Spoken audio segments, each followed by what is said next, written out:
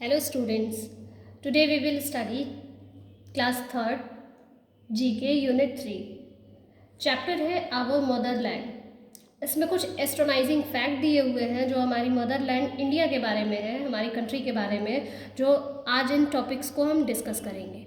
So let's start with first topic, the Rashtrapati Bhavan which is the official residence of the President of India was earlier called the Viceroy's House. Rashtrapati Bhavan जो new Delhi में है और जिसे पहले हम viceroy house कहते थे। अब इसके बारे में, ये तो आपकी एक्सटर्नाइजिंग फैक्ट आपकी बुक की है, इसके बारे में कुछ इंपॉर्टेंट फैक्ट है जो आपको हम बता रहे हैं। इसे आप चाहे तो अपनी कॉपी में नोट डाउन भी कर सकते हैं। राष्ट्रपति भवन जो है वो 1929 में बिल्ड किया गया था, बनाया गया था, जो आज के डेट में अगर देखा जाए तो जिसे बने 91 ईयर्स हो गया। ऐसे राष्ट्रपति भवन को बने 91 ईयर्स हो गए। और इसके आर्किटेक्ट जो थे जिन्होंने इसे बनाया था उनका नेम एडविन लुटियंस। आर्किटेक्ट आप नोट कर सकते हैं। हिस्ट्री कभी भी, हिस्ट्री और जीके वेस्ट नहीं होता है बेटा, तो आप लोग नोट कर सकते हैं। आर्किटेक्ट जो है वो एडविन लुटियंस, ये उनके आर्किटेक्ट हैं जिन्होंने राष्ट्रपति भवन, जिसे पहले हम वाइसराय हाउस कहते थे, इन्होंने बनाया था। Second, Madhya Pradesh and Andaman and Nicobar island have the highest number of national parks with 9 each. अब यहाँ पे बता रहे हैं कि मध्य प्रदेश स्टेट और अंडमान एंड निकोबार आइलैंड जो है, इसमें यहाँ पे सबसे ज़्यादा नेशनल पार्क है। That means 9। मध्य प्रदेश में भी 9 नेशनल पार्क है एंड अंडमान और निकोबार आइलैंड पे भी 9 नेशनल पार्क है। अब मध्य प्रदेश की बात की जाए, अंडमान और निकोबार में सिर्फ 9 नेशनल पार्क है। मध्य प्रदेश की जहाँ तक बात की जाएगी तो मध्य प्रदेश में सिर्फ 9 नेशनल पार्क नहीं है बेटा, आप ये नोट कर लीजिए, 6 टाइगर रिजर्व भी हैं, tiger reserves, and 25 wild life sanctuary भी है।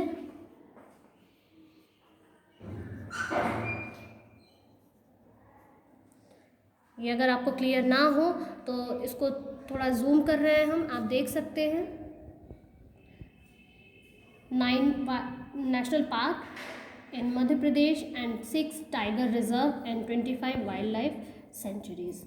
Okay, so next is many foreign countries try to invade India और सम पार्ट्स ऑफ इट। यानी कि बहुत सारी जो विदेशी कंट्रीज़ हैं, विदेशी कंट्रीज़ कह सकते हैं, देश कह सकते हैं, वो भारत को ट्राई टू इन्वेड इंडिया और some parts of it, Bharat पे आक्रमण करना चाहिए, but India has never invaded any country in her entire history. लेकिन भारत ही एक ऐसा देश है जो कभी भी दूसरे कंट्री को कैप्चर नहीं करना चाहा है। पूरी हिस्ट्री में अगर आप जानते हैं, हिस्ट्री पढ़ते हैं, हिस्ट्री के स्टूडेंट या हिस्ट्री के बारे में थोड़ा सा भी आप जानते हो या किसी से सुने हो, तो उसमें कभी भी भारत ने दूसरे देश पे आक्रमण नहीं किया है, उसे कैप्चर करने की कोशिश नहीं की है।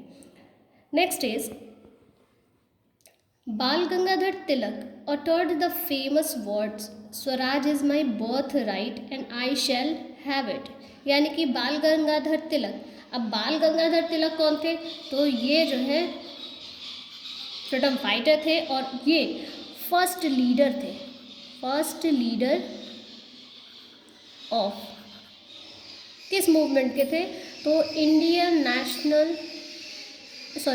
Independence movement. Indian independence movement जो है 1857 में जो हुआ था, भारत स्वतंत्रता आंदोलन, उसके पहले लीडर थे बाल गंगाधर तिलक, जिन्होंने सबसे फेमस लाइन कही थी, Swaraj is my birth right and I shall have it. Swaraj मेरा जन्मसिद्ध अधिकार है, जिन्होंने कहा था। Next is the official Sanskrit name for India is Bharat. अब ऑफिशियल संस्कृत नेम जो इंडिया का है वो है भारत, इसे भी आप अंडरलाइन करके नोट कर सकते हैं। And the last is Keibul Lamjao national park, Manipur. Is the only floating park in the world. ये तो आपको बहुत इंपॉर्टेंट फैक्ट है जीएस जीके की व्यू से, बेटा इसे आप ज़रूर नोट कर लीजिएगा कॉपी में। केबुल लामजाओ, कई जगह लिमजाऊ आप पढ़ेंगे, केबुल लामजाऊ जो नेशनल पार्क है मणिपुर में जो है, ये वर्ल्ड का सिंगल ऐसा पार्क है जो फ्लोटिंग पार्क जिसको कहते हैं। और ये कहाँ है? ये लोकटक लेक के पास है। लोकटक लेक मणिपुर में लोकटक लेक के जस्ट पास है। तो ये आपका हुआ यूनिट 3 का चैप्टर 1 आज हम लोग पढ़े हैं।